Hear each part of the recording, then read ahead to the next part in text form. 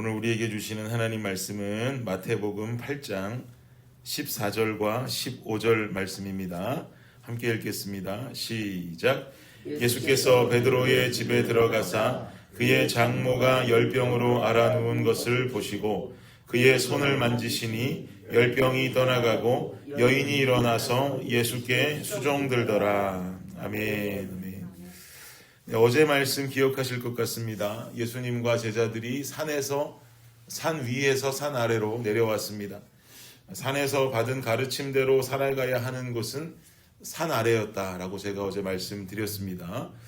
그리고 산에서 내려오셔서 어제 본문 가운데 나타났던 이야기는 나병 환자를 고치신 이야기가 등장했지요.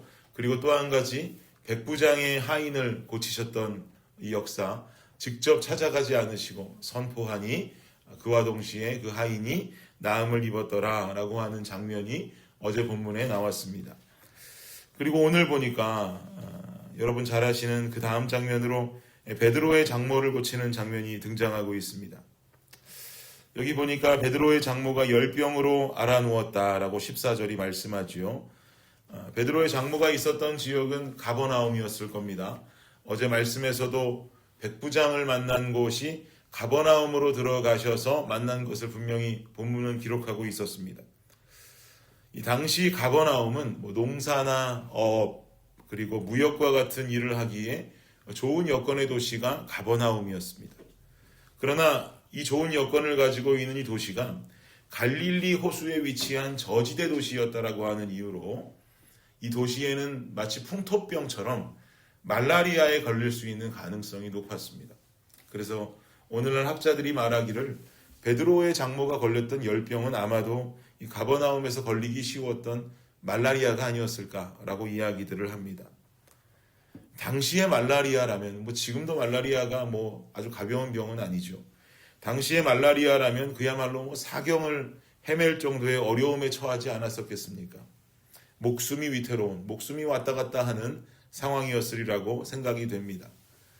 그리고 이러한 열병을 앓는 자들을 당시 유대인들은 생각하기를 그저 말라리아다, 열병이다 라고만 여기는 것이 아니라 이거 악령의 영향을 받았다 라고 여기기도 하고 이 사람 하나님의 징계를 받았다. 하도 더러운 죄를 져서 하나님 징계를 받았다 라고 여기기도 했습니다. 그러니 열병을 앓는 자들은 병에 들어서 그들의 율법 가운데 부정하다고 여기기도 하였지만 또 악령이 임한 자 혹은 하나님의 징계를 받은 자라는 생각으로 인해서도 부정한 자다라고 인식을 받았습니다. 그런데 15절을 한번 보세요. 15절 한번 다시 읽죠. 시작. 그의 손을 만지시니 열병이 떠나가고 여인이 일어나서 예수께 수종들더라. 여러분이 15절의 말씀을 읽어보시면 뭔가 예수님의 행동 가운데 문제라고 여겨지는 행동이 있지 않습니까? 그게 뭘까요? 손을 만지셨어요. 그의 손을 만지셨어요. 이게 문제입니다. 왜 예수님이 그녀의 손을 만진 것이 문제가 될까?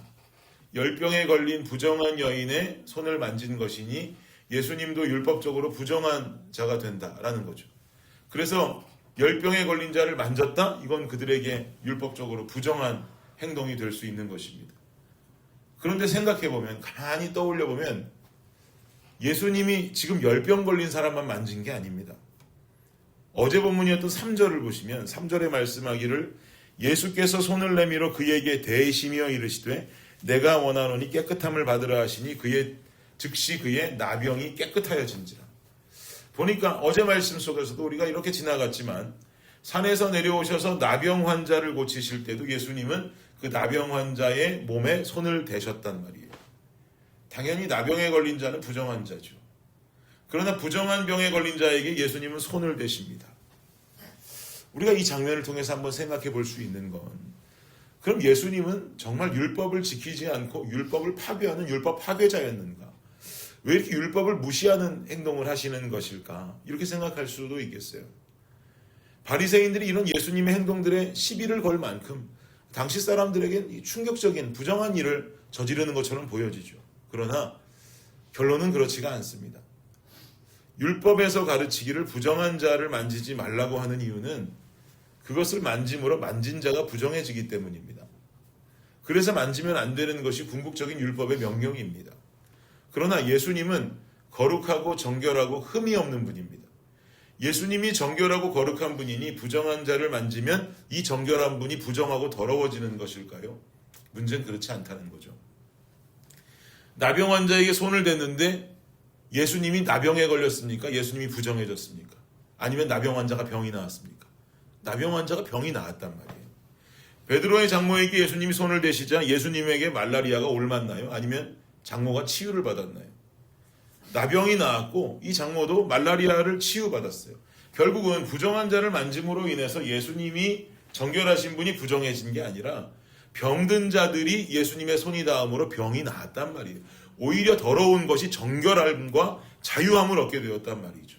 즉 예수님의 정결함은 어떤 세상의 더러운 것이 그 정결함을 더럽힐 수 있는 정도의 것이 아닙니다. 그러니 영지주의자들이 말하는 하늘에 신령한 분이 그분의 아들이 이 땅에 내려오셨다면 인간의 육신을 입고 내려오셨다고 하는데 그럼 그 정결하신 분이 부정해진 것 아니냐?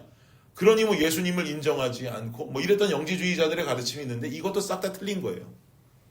예수님은 그 몸이 부정한 것을 정결하게 하실 수 있는 분이지 부정한 것이 묻는다고 부정해지는 분이 아니라는 것이죠. 가끔 이런 말을 듣게 됩니다. 여러분도 들어보셨을 것 같은데 나는 죄가 많은 사람이라 교회 나올 수 없습니다.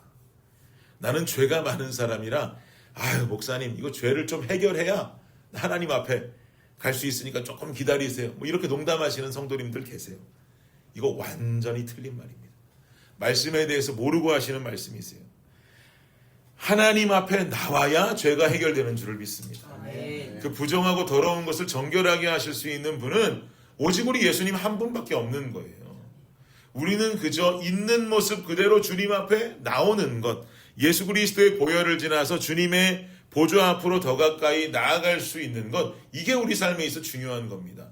죄 많은 백성일수록 더 주님 앞에 나와야 예수님의 정결함이 나의 죄를 씻어주시는 역사를 경험할 수가 있게 되는 것이죠. 사랑하는 여러분, 여러분의 삶 속에 짓는 죄악의 추악한 모습, 그 있는 모습 그대로 주님 앞에 나오십시오.